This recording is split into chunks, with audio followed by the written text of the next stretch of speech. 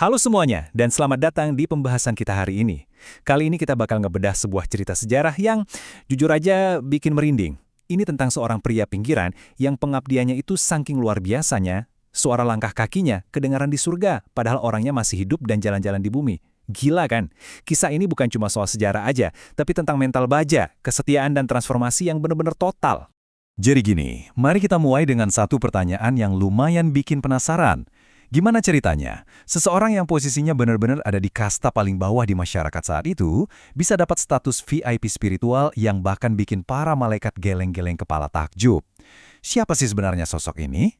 Coba deh kalian bayangin perbedaannya, itu bumi dan langit banget. Di satu sisi, beliau memulai hidupnya sebagai orang yang ditindas, sama sekali nggak dianggap, cuma seorang budak Habasyah.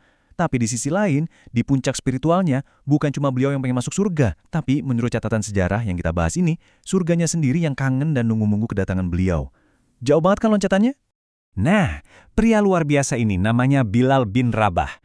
Beliau ini lahir sebagai budak di Mekah. Ayahnya bernama Rabah dan ibunya Hamamah. Kalian tahu nggak? Dari awal aja, hidupnya udah berat banget. Orang-orang di sana sering ngehina beliau dengan sebutan Ibnus Sauda atau putra wanita hitam. Itu hinaan yang didasarkan murni ke penampilan fisik ibunya aja. Dan dari sinilah kita bisa melihat betapa kerasnya garis start dari perjuangan fisik dan mental beliau ke depannya. Terus semuanya berubah drastis waktu beliau diam-diam mutusin buat masuk Islam. Dan pas tuanya, Umayyah bin Khalaf, yang mana adalah bos besar Quraisy, tahu soal ini, wah murkanya bukan main. Sumber-sumber sejarah mencatat betapa ngerinya siksaan yang dialami Bilal. Beliau diikat, diseret di jalanan berbatu Mekah, dijemur seharian di gurun pasir yang panasnya minta ampun, dan puncaknya, dadanya ditindih pakai batu yang super besar dan berat. Tapi disinilah letak mental bajanya. Di tengah rasa sakit yang pasti udah nggak kebayang lagi rasanya, dan dipaksa terus-terusan buat nyembah berhala kayak Latta dan Uzza, Bilal sama sekali nggak goyah. Beliau nolak mentah-mentah. Dari mulutnya cuma keluar satu kata yang diucapin berulang-ulang. Ahad, ahad, ahad, yang artinya yang esa. Lidahnya nolak buat tunduk sama penindasan. Bener-bener bentuk perlawanan damai yang powerful banget pada masanya. Nah, penderitaan dan keteguhan hati yang luar biasa ini nggak berujung sia-sia. Kabar soal penderitaan Bilal ini akhirnya sampai ke telinga Abu Bakar, yang kemudian dengan tulus ngebeli dan ngebebasin Bilal. Yes, akhirnya merdeka. Dari situ, dengan status barunya sebagai orang bebas, beliau ikut hijrah ke Madinah bareng Nabi Muhammad.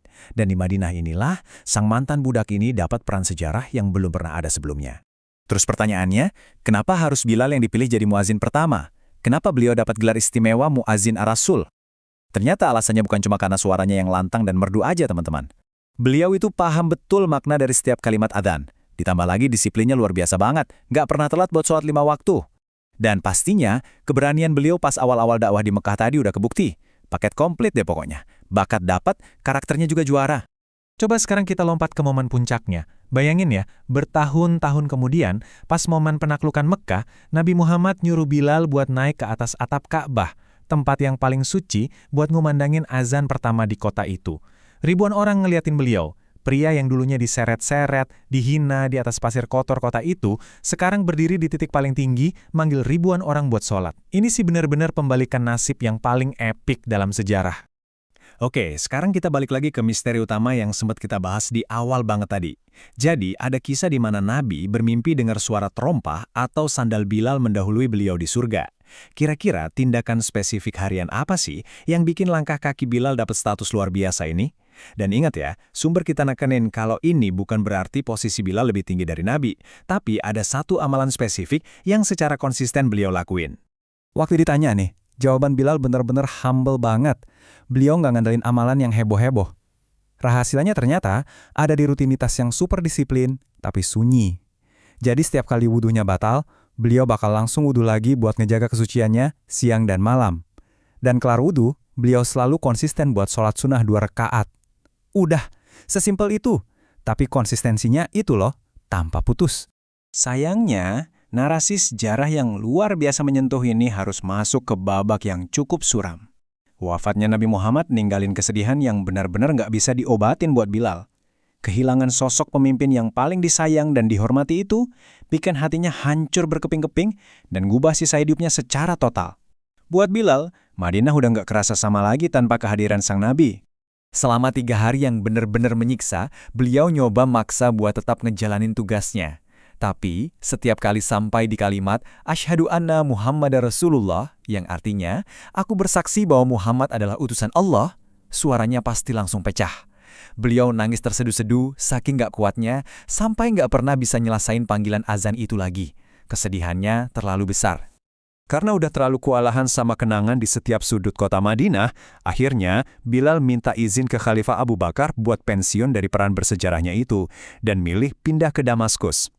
Nah, bertahun-tahun setelahnya, Umar bin Khattab sempat mampir ke Damaskus dan berhasil ngebujuk Bilal buat nyoba azan 1 kali lagi. Dan tebak, azan terakhir yang penuh air mata itu sukses bikin semua orang yang denger ikut nangis, kangen sama masa-masa waktu Nabi masih ada di tengah mereka. Biarpun beliau udah mundur dari posisinya sebagai muadzin, warisan beliau sama sekali nggak pudar kok. Sebelum wafat di Damaskus, Bilal sempat meriwayatkan 44 hadis, yang mana ini penting banget buat ngelestariin ajaran-ajaran Nabi ke generasi selanjutnya.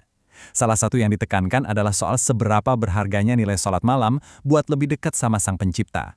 Nah, sebagai penutup pembahasan kita kali ini, saya mau ninggalin satu pertanyaan buat kita renungin bareng-bareng. Terinspirasi dari sosok pria yang bangkit dari dasar masyarakat paling bawah, sampai akhirnya dirindukan surga, tindakan simpel dan konsisten apa sih yang mungkin selama ini sering kita abaikan di hidup kita, padahal bisa jadi itu jalan buat ngebangun warisan terbesar kita nanti? Kadang, bukan hal besar yang bikin kita spesial, tapi keteguhan kita yang sunyi dari hari ke hari. Makasih banyak udah ngikutin pembahasan ini sampai akhir, dan sampai jumpa di penelusuran kita berikutnya.